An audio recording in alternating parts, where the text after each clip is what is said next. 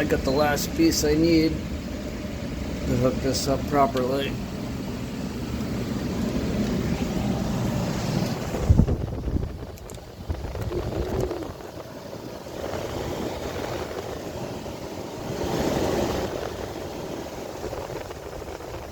Working real nice. It does have a drain here, a reservoir, 5-gallon reservoir. Basically got to empty that out every day,